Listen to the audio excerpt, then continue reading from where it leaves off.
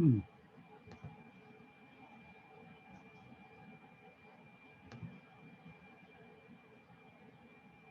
Where'd you go?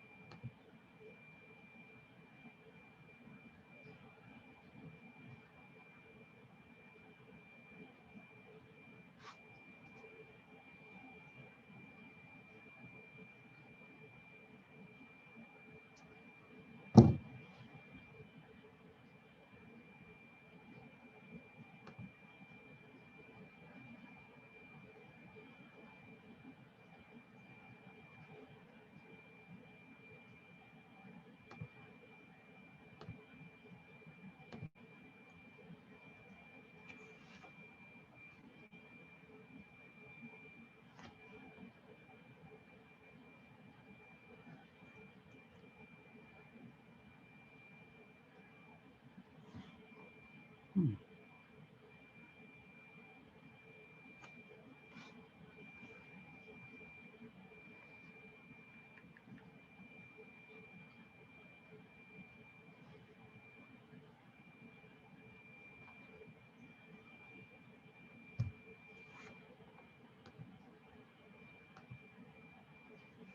Oops.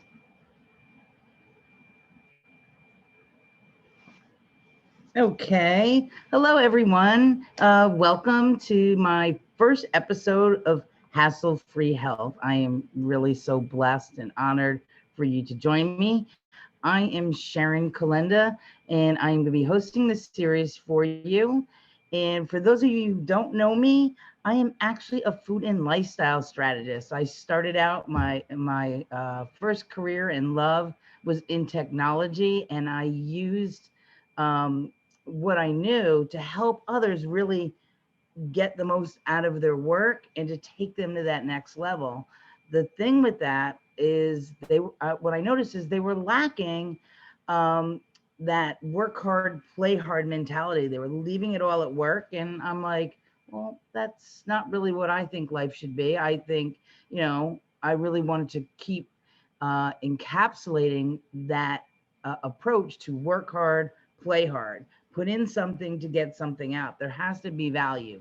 So that's when I transitioned and started training under um, the world holistic gurus to figure out, what it means to be well. So in this series, I'm going to tell you how you can learn to do wellness right. And when I say that, I mean right for you. There's such a load of information out there that people seem to be chasing after their health. And that's really not what you want, is you want to be able to appreciate who you are and learn to elevate your lifestyle and your quality of life by the actions that you take. So today, I'm actually going to be sharing with you the 3 things not to do when you're trying to get healthy. So, like I said, welcome, welcome. So, what I found is with wellness, there's because there's so much information out there, people are always chasing after the next and the latest trend. And they never feel that they've arrived at a state that they can appreciate or respect. It's always this fleeting moment that they're trying and jumping on the next best trend. So to me, that's very superficial. So I wanted to revert back and kind of help you reclaim that power to live as your best self. So the three things. So today I'm going to start by reining back in what you know is health. Because of this first step, you will have that power back and have the confidence to immerse yourself in the right things and be able to allow the wrong things to fall away and not attract you as if it's the next shiny thing out there. So the first thing, reasons why people are not healthy, the key one is fear. Everything these days are more on fear based. They're fear of getting sick, fear of dying, fear of pain, fear of loss. There's all these reasons of fear, but anything that's rooted in fear is a compression. So it kind of restricts you from ever allowing anything to happen, meaning that, you know, basically every time you do one thing, you're always afraid you're going to slip back. So when people are out there in the health industry, they're always like, oh, you're going to have this disease, or you're at this age, you can't do this anymore. It's all about loss and fear of losing something or of pain and suffering.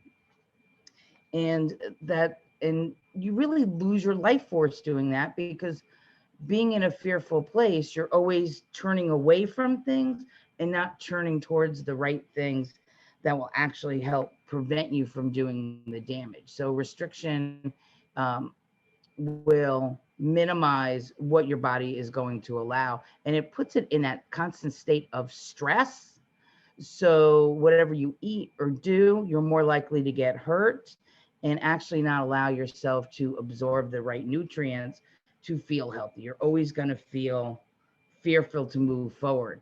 And just think about it. If you knew the exact thing that you needed to do, or let's say you're on a track, let's put it more simply. If you're on a track and you know that you're going to run a quarter mile and you can see the track very clearly, you run it once, you have a great time. You do it again, each time you're going to get stronger, you're going to build more, and you're going to gain your confidence, because you know it's going to take you a matter of seconds or minutes to run around that quarter mile, and you're going to be like, I can do this. I've done this before. This is going to happen. But if you're fearful, if every step you take, if you don't know the ground in front of you is going to be there, it's going to take you a lot longer to get there.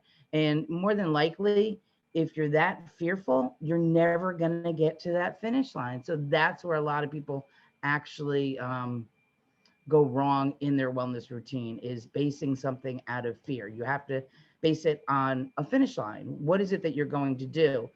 It has to build upon one another, so that so you're actually making progress. So with fear also, the fear of it actually puts doubt in your mind as well. So even if you are doing the right things, with all that information, like I said, there's so many diet routines, exercise routines, whatever issue you're having in your wellness. And when I say wellness, I guess what I want to tell you also is, I mean, all aspects of wellness. We're talking about relationships. We're talking about fitness, nutrition, your environment, and making sure your whole self is actually aligned and moving forward. So that also includes, I said relationships, but also job and family as well. So all of those things you need to be on track to to actually move forward. So that's what wellness really is all those different things. So just think about it, is if you're putting one step forward and the ground is unsafe, and somebody else says, well, here's another place, here's a brand new track that's out here, and the likelihood of this being newly tested is probably a new shiny penny that you'll run over to that. So even though you're making progress, and you saw the progress, you were doubtful of it, you'll jump from thing to thing to thing. So you're never going to reach that finish line. So fear based progress is never something that you'll be able to sustain. And so we all have room for improvements in everything, but and little things matter a lot. And I actually, I don't know if you'll be able to see this or not, but I have this little container here, and my daughter actually gave me a mustard seed, so I put it here to remind me that those simple little things actually make huge impact on your life. So removing that fear and that doubt and knowing that whatever you're doing right now, have the confidence to move forward. You know what's right, you know what's wrong. So when you're looking at your wellness routine, step back for a moment, and when you're making choices, whether whatever aspect it is of your life, ask yourself the question, am I doing this for fear? Am I doing this for fear of loss? Am I doing this for fear of pain? Or the big thing is getting sick. You know, over this last year, there's a lot of new doubt and new insecurities and new anxiety that comes around getting sick. But if you have a strong foundation, the likelihood of that happening is minimalized at that point. So we need to remember, let's let go of the fear and just do the right things to kind of reduce the possibility or the probability of those things happening. So, like I said, this week, what I want you to do is at your wellness routine and whatever that aspect is in your life and ask yourself, am I doing this because I'm a fear of getting sick? Am I a fear? Is it fearful for losing it? And you need to reevaluate that. Say, well, what could I do to kind of shift gears a little bit, and allow it to happen? So how am I going to allow me to be well? Is this the right choice, or is it too wrapped up in anxiety to move forward? So that's number one. So three reasons. The first one is fear. The second one is pain. Is pain. Um, so people launch into these huge quests over pain, whether they've suffered a loss, some have gotten into an accident. I've heard, and they're suffering with, say, a hurt leg. They'll go to PT and kind of rejuvenate that. But the interesting thing is the people that we look to help us to prevent or to avoid suffering are actually the ones that are telling us to be in pain. No pain, no gain. Well, that's the most absurd line I've ever heard in my life. And I would stop saying that, no pain, no gain. Well, really what it is you should rephrase that to be, if you don't use it, you lose it mentality. So keep moving. So being active is a good thing. But when you look over time, especially now that I'm getting older, I'll look back on a lot of the athletes and I'll talk to them, and they are suffering with some of the craziest operations that they have to go in because their hips are deteriorating, knees are deteriorating, and they have all this pain because they said no pain, no gain. Well, what you're gaining is you're gaining a trip to the hospital. You're gaining a probability that you're going to have more suffering later on. So keep a healthier perspective. It's not pain, no gain. You want to feel good about you. So if it makes you feel good, do more of it. If it makes you feel bad, or if it's something new, stick with it. But you don't need to push yourself to the point that you're in constant pain or suffering. That's not a healthy mentality. Not only are you making your body suffer, but mentally it's a drain on you. And if we like something, we're more than likely to stick with it for a much longer period of time. So for me, running's out of the question. I can't stand to run, just not in my DNA. I did it for years. I used to get up with friends at 5 a.m. and I would run and I'd come home and go to sleep. And everyone's like, how would you do that? I'm like, I hate it. I just want to put it out of my mind. I do it out of obligation. I do it because I know it's supposed to be good for me, but I hate every moment of it. And then I would go out and work out in the afternoon and do something that I really enjoyed, or go horseback riding or take long walks on the beach or something like that. And every day I would make sure I did that. But but because there was pain associated with an activity, I actually was less likely to stick with it. And the statistics are that 98% of something that will cause you pain, you'll actually stop doing in a matter of a couple of days. And if you, and or as long as 2 weeks. After 2 weeks, you're more likely to restrict or to kind of fade off of actually incorporating that into your life. So it's not making any real long-term effects. So back to that fear thing is, oh, I'm afraid that I'm not going to be the person that I've always wanted to be, or I'm not the person I expected myself to be at this moment, fear-based. So I should push myself over the edge or push my limits for improvement. Well, that's kind of counterintuitive. You want to be well, and so that brings me to my third and final tip for today is how to do wellness right. Time. So time is a big one, and sometimes I'll refer to it as your ideal or yourself, because how many times have you sat there and said, okay, there's something, not perfect in my life. None of us are perfect, or we could have a setback because we had gotten sick, or more than likely, what I hear from my clients is, it's time. So how many times have you sat there and said, it's time, it's Monday, I'm going to launch into this huge new journey. This time it's going to be it. New Year's is another great time factor. Um, when people want to launch into a wellness routine, and there's so much pressure to succeed and for a deadline to happen that, again, you go over the edge. And time, thanks, Kim.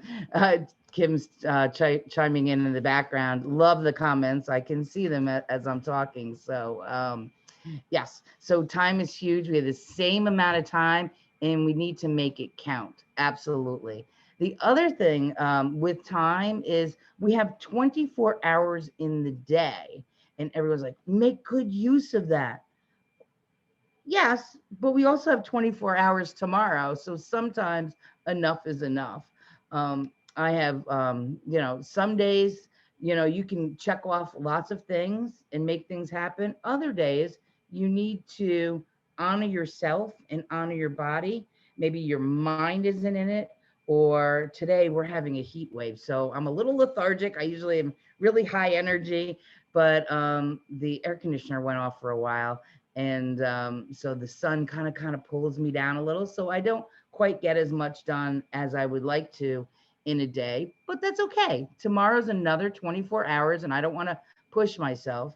But so anyway, but we condition ourselves for time. Time is on our side. It's not a factor that should be a hindrance or a deadline or something that we're going to jump off the cliff for. um, we don't give ourselves enough credit that we know where we're coming from, and that we can do it in a day, and to sit down and take the time to just appreciate how much we've actually accomplished in a day. So others tell us what to do, when not to do it. We need to take that time clock back as well, and to look at a day and look at it as a journey, just like our wellness routines. It's a journey, it's not a destination. Um, there's when there's time is a factor, there's a lot of pressure, and you bring back up the other 2 points: fear and pushing yourself beyond your limits or beyond your comfort zone in a manner that you're actually going to hurt.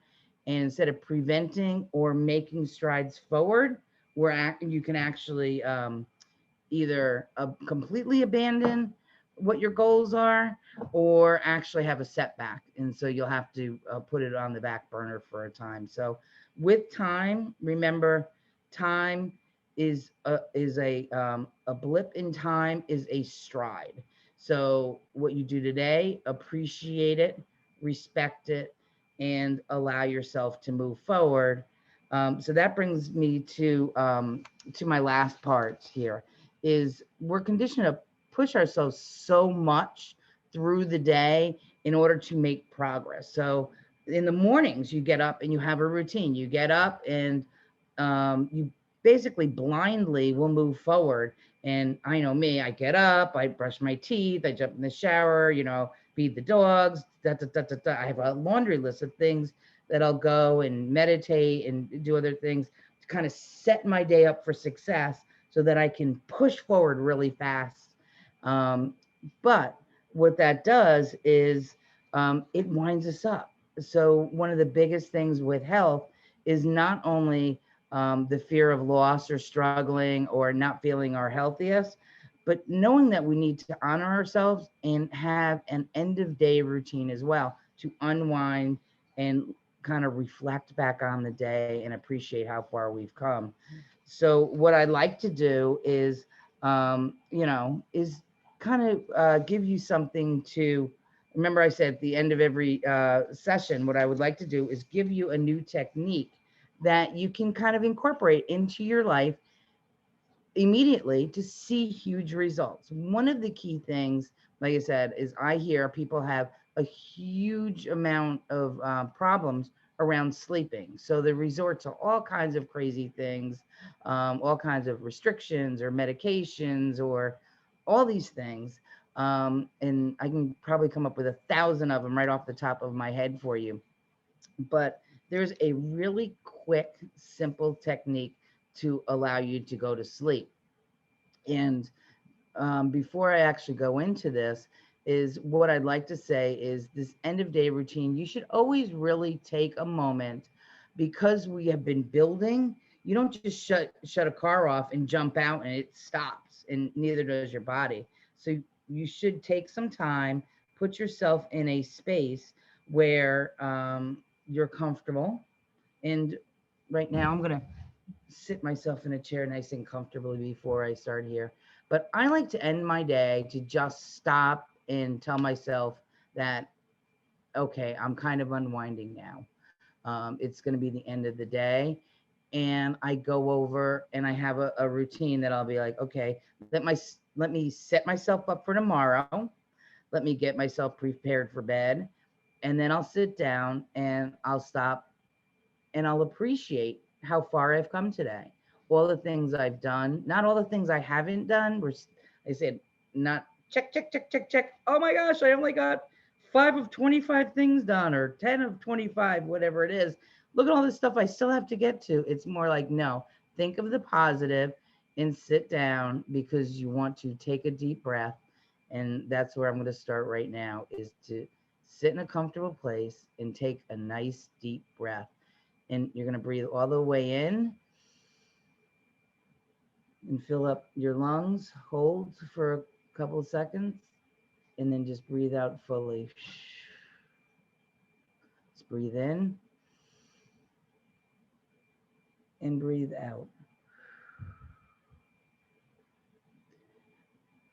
So in order to end a day and relax and prepare your body to go into a nice peaceful slumber, we need to release stress. One of the key things your body will do when you're stressed is you will actually only breathe very short rhythms. You'll be like, and that adds to the stress, and it also cuts off your circulation as well. So one of the quickest ways to release stress is to take those deep breaths in. And you can do that at any time whenever you feel stressed, not only at the end of the day, especially now with masks on. I've realized how I have these really short breaths.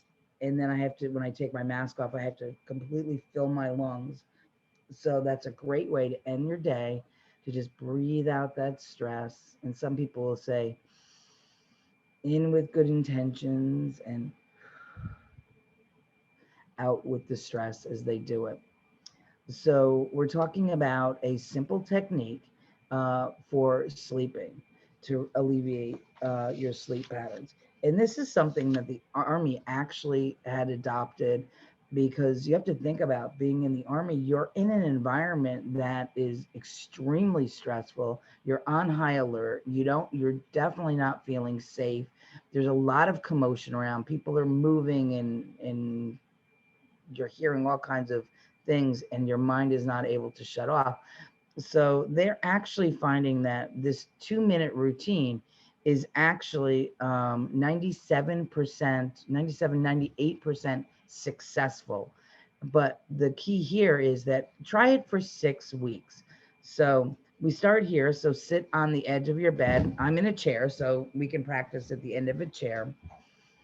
And you're gonna sit at the end of your bed and make sure that your light is on. So we're not going to sleep. We're just preparing our minds to rest. So make sure your light is on. Shut off your phones. Make sure your alarm clock is set to the proper time tomorrow, so you don't need to kind of re-trigger or um, was it get the adrenaline pumping on all the things that you haven't done at this point. So prepare your day for the morning, and then you'll relax. The first thing we'll do is we'll relax our facial muscles. And what I like to say is, think of it as kind of like wax or water, like pouring over your face. First, you're going to tense up your face as tight as you can. And I know it looks really funny, but it works. And then what you would slowly do is naturally allow your muscles to relax little by little. And like I said, think of it as your face is melting off of your bones, or the water is flowing over your face, and all the stress from the day is going away. And your tongue in your mouth, just let it, wherever it lies, just let it go, just naturally fall into your mouth. And then once your face feels like putty, let the gravity pull down over your shoulders. And they say just over your shoulders, but I like to think of it as moving down your body. So down your arms, down the top of your body, and let your arms just float to the side of your body and melt off through your fingertips, and let all the stress flow out of your fingers. And we're going to continue down the body. So relax your chest, your stomach, and they say go to your thighs, but I like to sit into your hips because you're sitting, and into your tailbone, because if you let your tailbone go, you'll kind of sink a little bit more into yourself and be in a little bit more relaxed state. And then have it flow down through your thighs, your legs, your calves, to your ankles, and out of your feet and through your toes. And once your whole body feels that it's completely loose like clay, try to clear your mind for 10 seconds. And don't count, I'll count in a moment. But just let it, if anything happens to come to mind, just let it pass for 10 seconds. So 10, 9, 8, 7, 6, 5, 4, 3, 2, 1. Now, what I want you to do is the last thing is you can do one of two things. You can either think of yourself out floating in a canoe in the middle of a pond, just in this calm lake with clear blue skies above you. Or you can think of yourself on a beach in a nice swaying hassock going back and forth in a pitch black room. I know your light's still on, but picture yourself to be in a dark room. Close your eyes. Your body is still heavy and like clay, and you're floating on the pond or swaying your hassock. And if you happen to be someone that likes visualization, you can chant something like, don't think, don't think. I usually like to do it as, let it go, let it go, let it go, whatever makes you seem relaxed. And do that for 10 more seconds. 10, 9, 8, 7, 6, 5, 4, 3, 2, 1. And that's the ritual. So basically, you're just allowing your face to wince and if you could tense all your muscles in your body and slowly let everything just relax and melts, and just let the water, and that's why I like to think of water like a shower, just flowing down over your body and going out of your feet, and then just letting your thoughts just float by you. Um, do that for 6 weeks. And like I said, there is I actually saw the amount now, 96% success rate for people who have tried it for 6 weeks. And that was introduced by the Army. So that's one less thing you have to stress from. And as I said today, what I'd like for you to do is this week, in order to do wellness right, you need to do wellness for you. You need to be well and make sure it improves your quality of life.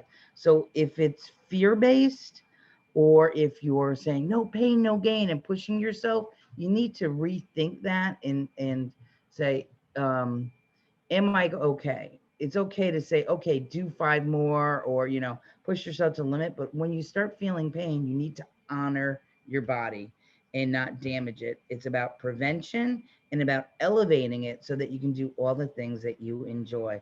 And like I said, time is on your side.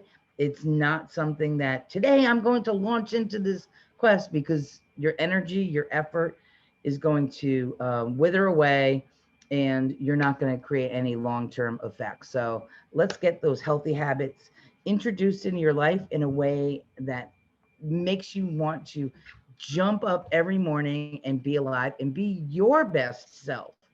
So anyway, I hope you enjoyed our time together this week. Join me. I'm going to be here every Monday with some new helpful tips on what you can do to reclaim your best self in your health, so your quality of life is where it needs to be. So again, I'm Sharon Kalenda. I'm your food and lifestyle strategist. And until we meet again, be well. Thank you.